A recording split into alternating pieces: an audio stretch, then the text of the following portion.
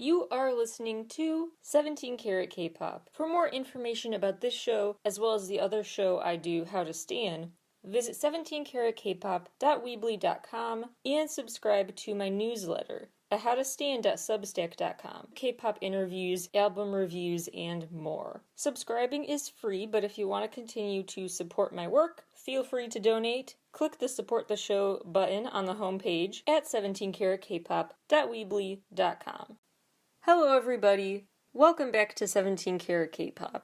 Today's a very special day. We're going to break down the 17 best K-pop moments, memories, headlines, etc. of 2021. I will have more of these episodes recapping the year, and of course new headlines as they come up about end of the year award shows and things like that. Things last minute I would tack on to this list of best moments of the year. And I also have my big countdowns, the best albums, music videos, songs, etc. of 2021. So tons coming from me this month. And the first of those year-end wrap-ups is this one. In no particular order, let's just dive into the iconic, most buzzed-about moments of the year in the world of K-pop. Number 1, the Met Gala. Rosé from Blackpink and CL both made history by becoming the first K-pop stars to ever attend the Met Gala. Super big night for them, and the most tweeted about stars that night? CL came in 5th place, and Rosé came in at number 1, most tweeted about attendee. It was a really big night. The theme was fashion in America, basically, and CL nailed that assignment with the denim look. Rosé had the coolest eye makeup. That was my favorite part of the look. She wore Saint Laurent. She became a brand ambassador for them back in 2020.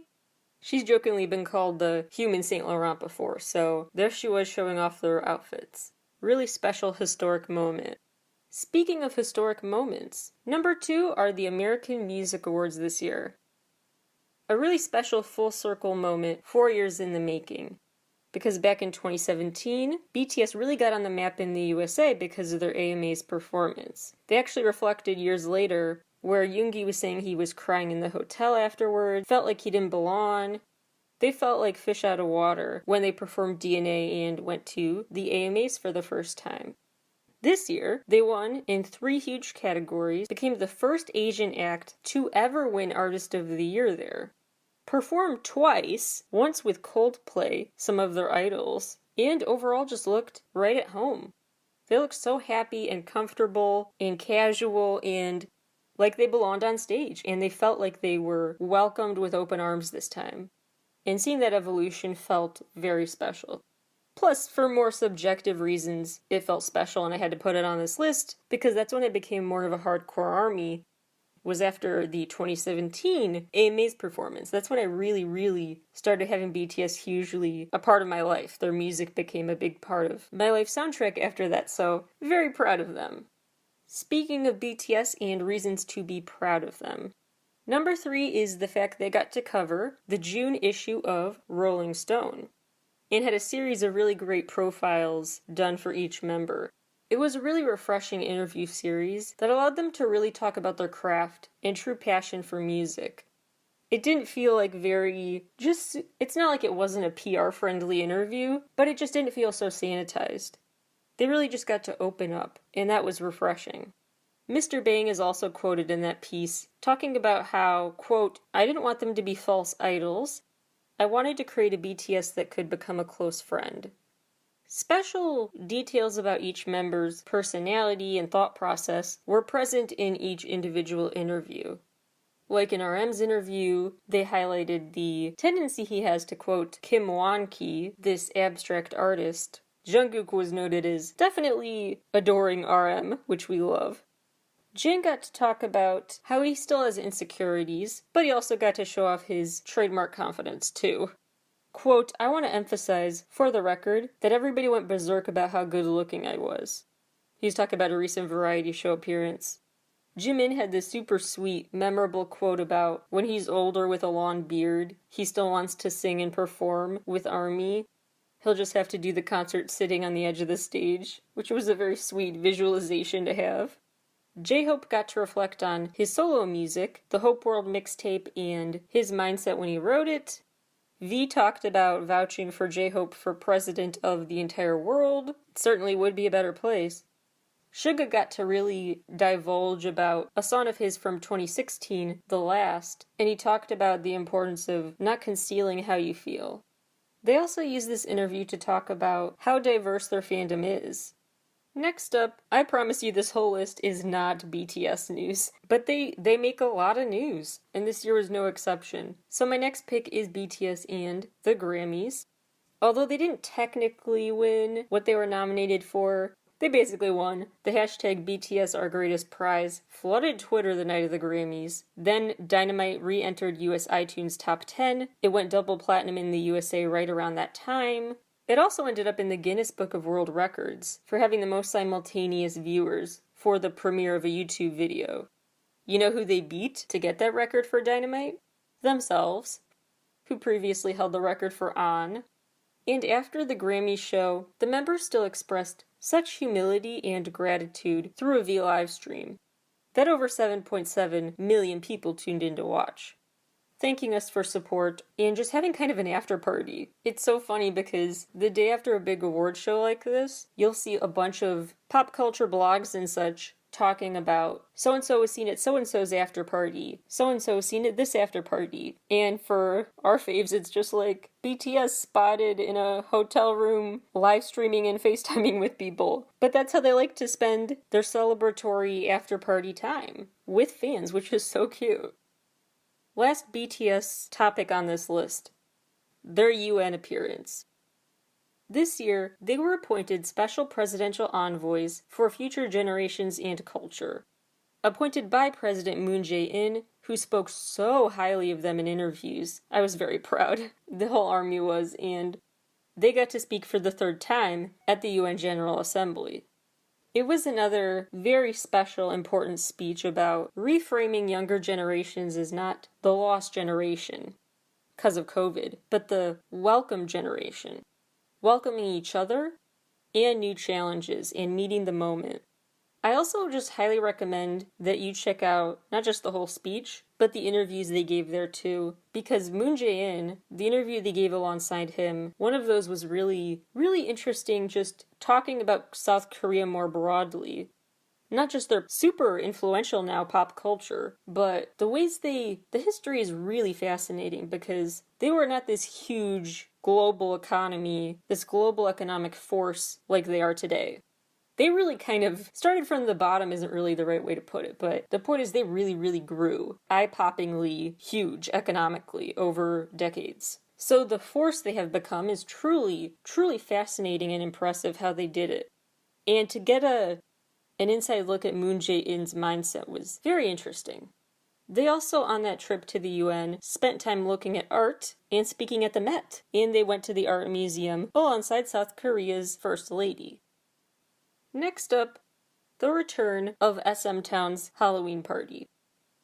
If you're an SM Entertainment artist enthusiast like myself, you'll know how much this is like our Christmas. It is just so fun. It's like our Met Gala, really. The Met Gala of Halloween, at least. To see the next level costumes, hair, makeup, etc. that artists get into for that event. And we had a year without it because of the pandemic, so the return of that iconic party was so exciting. And months later, I am still not over the Twilight cosplay of Taeyeon and Jungwoo. It just made my year. Speaking of fan-related excitement, my next thing is, I categorized a couple of short stories under this label. Getting to see our K-pop faves live out their fan dreams, a fan's dream. Chunla from NCT got to live out his fanboy dreams. He got this Q&A thing for the Golden State Warriors site. He curated a playlist for the Warriors for this Dub Nation game. He got some special shoutouts from his favorite team.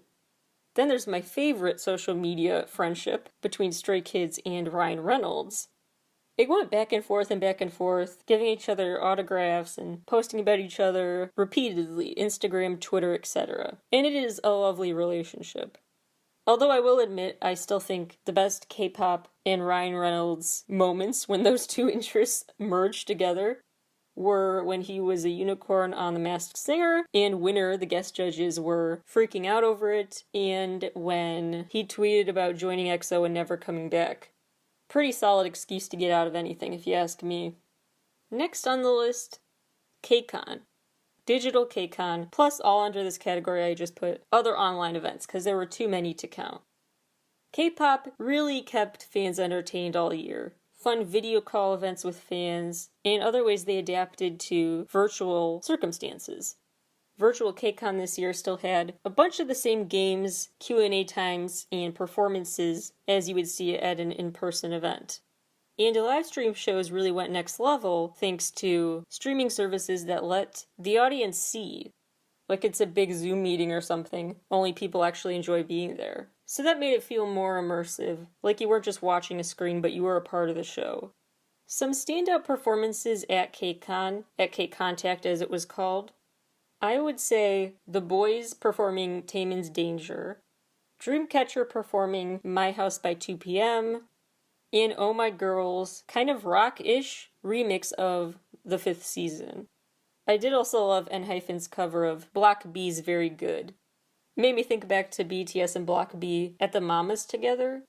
That was a legendary stage for sure.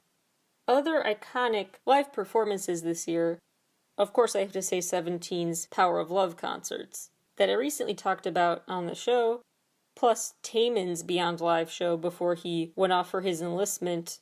People from 119 regions tuned into that one. And it was really cool because he got quite nostalgic, talking about fans of SHINee who have been growing up with him, and now are married or have kids, and then there are newer Taemin fans too that he welcomed into the fold, so very sentimental send-off for him. During that show he performed Advice for the first time.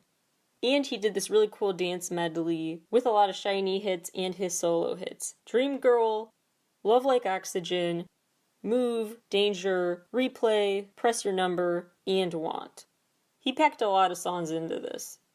Then there was 8 hours of Bang Bang Con content where we got to relive some of BTS's past tours, the Speaker Self show, the Memories of 2015 show, the Magic Shop themed 5th Muster in Busan.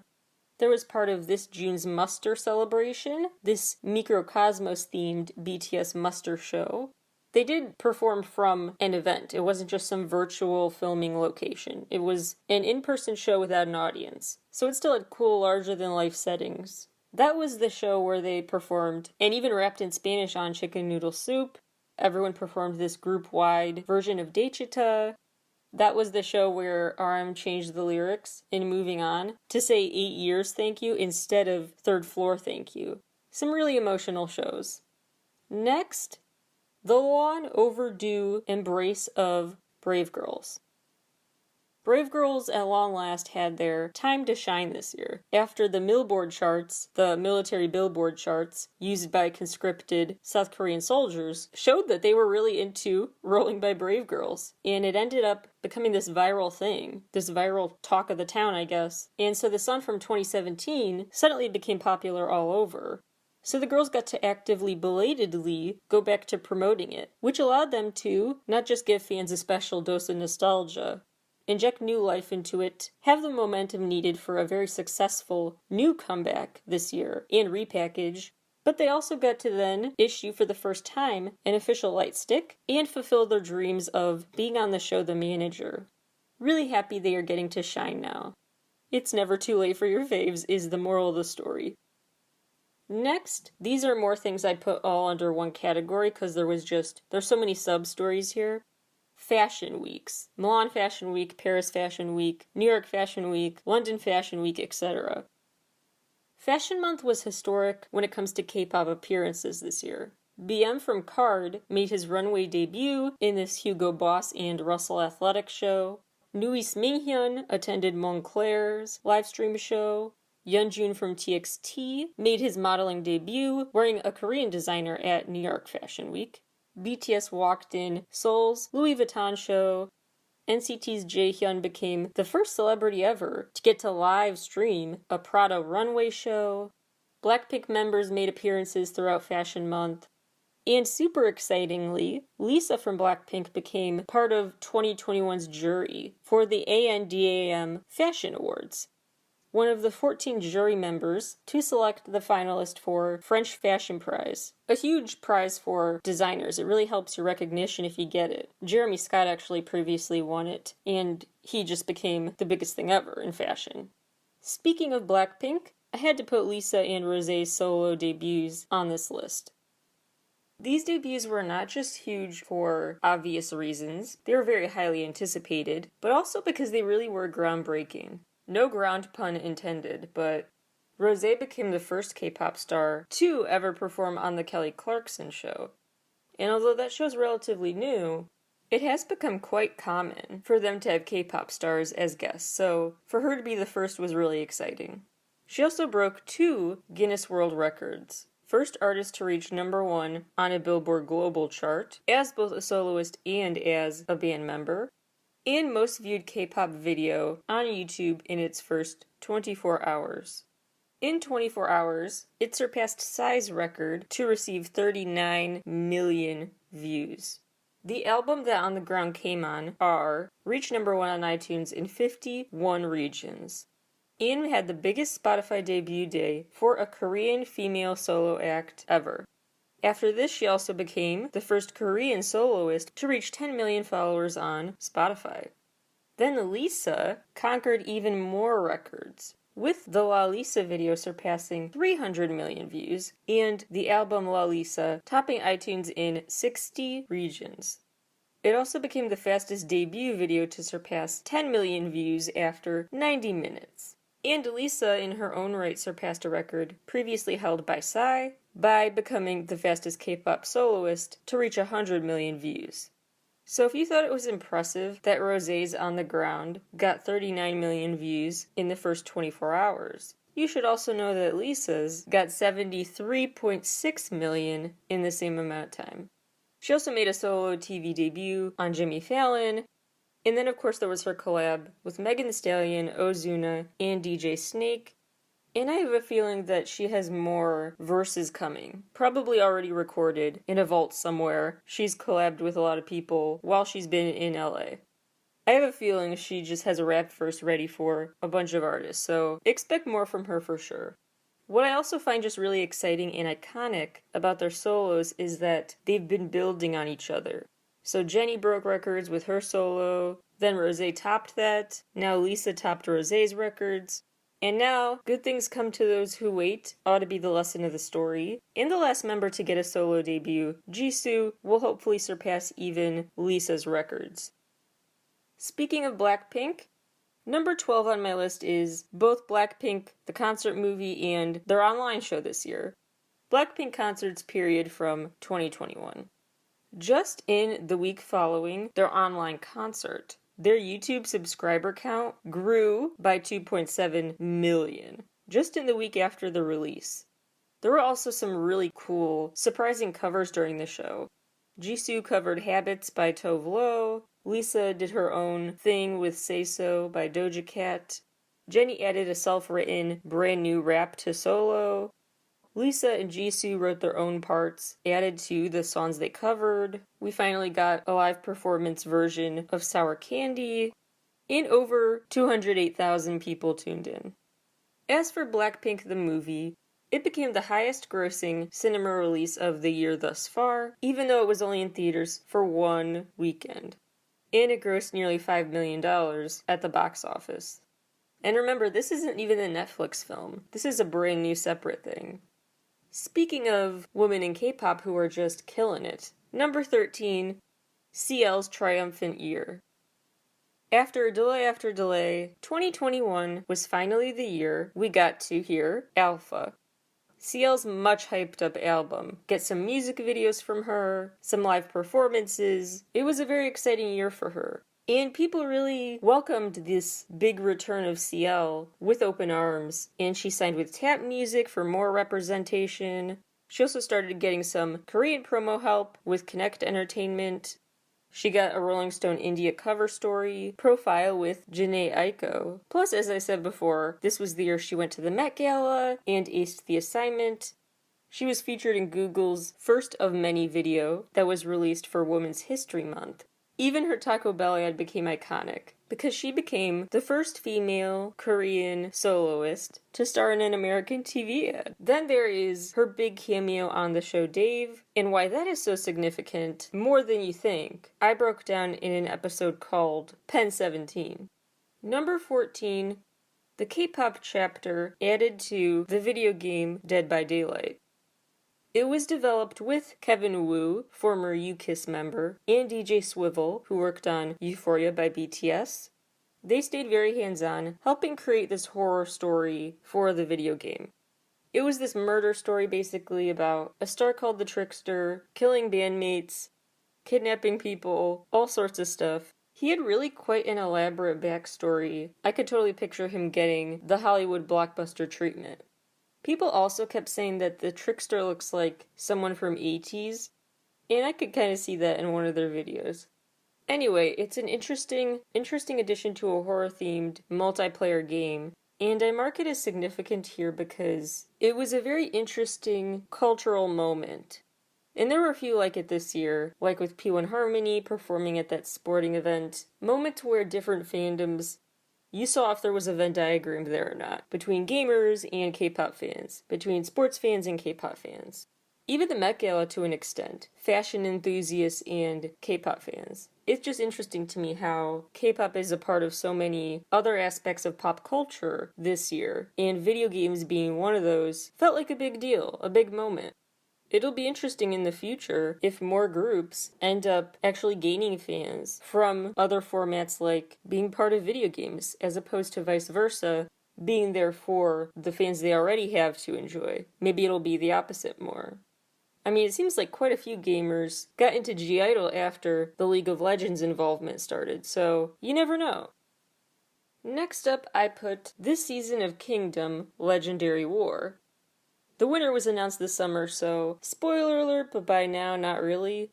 Stray Kids won this year, which was very exciting. It was a really fun, super long finale of the season, too. Very drawn out, but in a good way.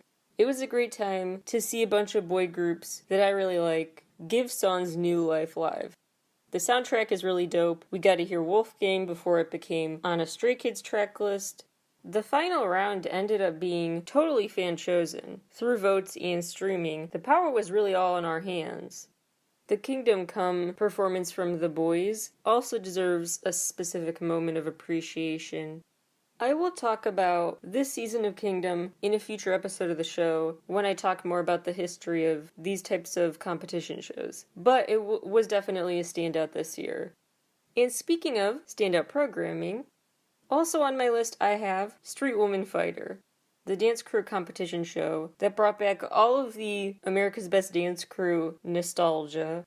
Taeyeon got to be a judge, which was not only exciting because I'm super Taeyeon biased, but because I think it was good for his confidence, because although he's the leader of a huge group, he always acts very humble about that, but very insecure about it at times too.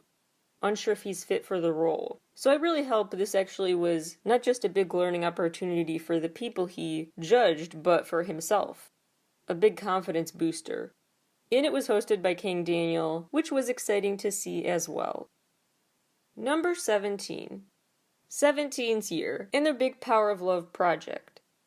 It was kicked off with Wonwoo and Mingyu's collab for Bittersweet with Lee Hi, which basically showed this debate between friendship and romance. What kind of relationship do you want to pursue? Long story short, the video shows the members choosing friendship over the romance, and it's really cute.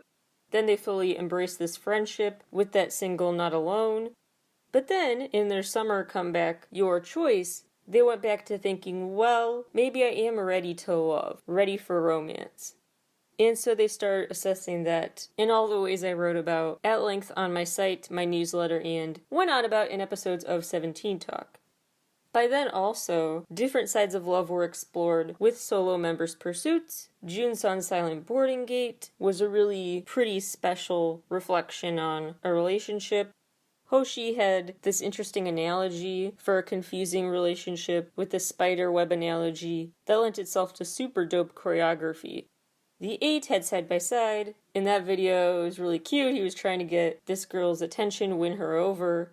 So different formats of crushing, flirting, thinking about relationships. Then came Attica, with tons of cool Easter eggs in it. I broke it down again on 17 Talk episodes and in my newsletter, where again they reassert this newfound boldness to say, hey, I got a crush on you, let's just jump headfirst into this. Better love and lost than never loved at all. And then they concluded with the new Japanese single, Power of Love, which I have more to say about coming up on a future episode, but it is a very beautiful sense of closure for this project they went on all year. About recognizing that power of love they explored from so many dimensions, and realizing the true power of it, the real massive miracle it is, and influence it has over our lives. And they put that on display through choreography, songs, all year long. A very special, meaningful year for fans of 17 and for the group as they grew as artists as well. So, recap. The Met Gala, BTS at the AMAs, BTS covering the June issue of Rolling Stone, BTS on Grammy night at the UN, various faves living out their fanboy dreams, the return of the SM Town Halloween party, K-Contact and other online events, the long overdue embrace of Brave Girls, Fashion Month, Lisa and Rosé's solo debuts, Blackpink's concert and new concert movie, All Things CL, the Dead by Daylight K-Pop editions, Kingdom, Street Woman Fighter, and the Power of Love project. Let's talk real quick about some honorable mentions that I considered for my top 17 picks. There was the SM Town New Year's Eve concert. That kicked off 2021 very nicely for me, especially because at the end of the show, all these SM Entertainment artists came out to sing and deliver a new music video for a song called Hope. Very touching for me. It was a very cute, wholesome night to see so many of my fave artists in one place, fun on so many levels. It also had some interesting, cool new remixes and performances. Like Winter from aespa performed on Yours, Raiden's song. Mark added a verse to Baekhyun's song UN Village. Super Junior gave this cool lights off performance with candles of Burn the Floor. Plus we got the return of Wendy. Nearly 36 million people streamed this show from 186 countries. And I was looking back at what I originally said about this show, and I realized I took note of the Super Junior members discussing that it's the year of the ox, meaning this would be a year people would be focused on investments, the economy, resilience, stability, and prosperity. That certainly was people's focus. That checks out. Also on my honorable mentions list, the Gujar Act finally passed. The 21st National Assembly policies now included it, and for the next 5 years at least, this law applies where if a parent is deemed to not have fulfilled enough of a child-raising ability, they cannot claim their child's fortune or property if they pass away. You can't just come into their life posthumously for their money and assets.